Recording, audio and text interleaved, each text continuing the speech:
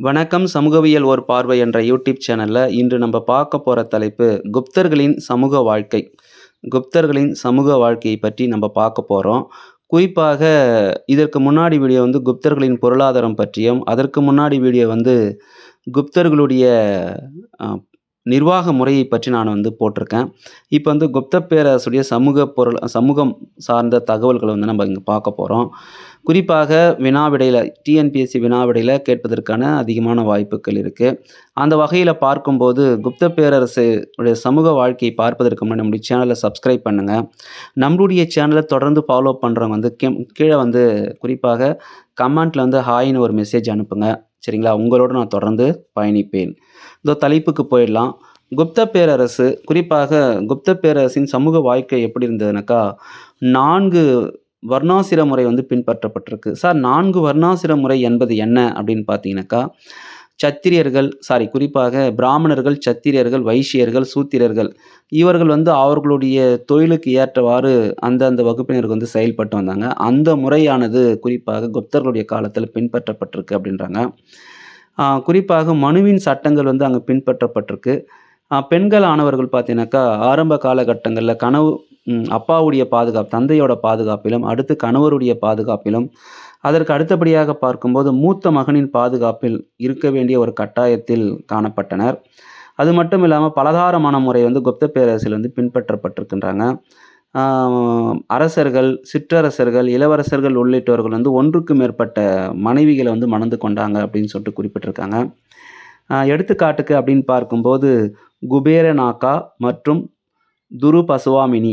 குபேரநாகா மற்றும் துருபசுவாமினி இவர்கள் இருவரும் யார் அப்படின்னு பார்க்கும்போது, 2ஆம் சந்திரகுப்தரின் அவையில் காணப்பட்ட 2 அரசியர்கள் அப்படின்னு சொல்லிட்டு குறிப்பிடுறாங்க.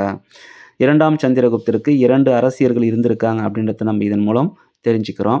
அது மட்டும் இல்லாம சதி என்னும் உடன்கட்டை ஏறும் வழக்கம் வந்து இருந்திருக்கு அப்படின்னு சொல்லிட்டு குறிப்பிடுறாங்க. இந்த குப்த பேரரசர் சதி என்னும் உடன்கட்டை ஏறும் வழக்கம் வந்து இருந்திருக்கு அப்படின்றாங்க. இங்க வந்து ஒரு சின்ன தகவல் சொல்றேன். யாருடைய காலத்தில் சதி என்னும் உடன்கட்டை ஏறும் வழக்கம் வந்து தடை செய்யப்பட்டிருக்கு அப்படின்றத நம்ம இங்க பார்க்குறோம். குறிப்பாக ஆங்கில கவர்னர் ஜெனரல் வில்லியம் பெண்டிங் பிரபு தான் வந்து சதி என்னும் உடன்கட்டை ஏறும் வழக்கத்தை தடை செய்தார். 1829ல தடை செஞ்சிருக்கிறாரு. 1829ல தடை செஞ்சிருக்கிறாரு.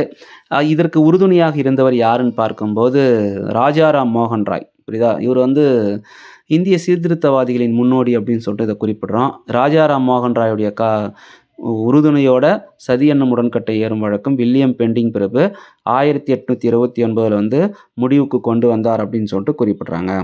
சரிங்களா?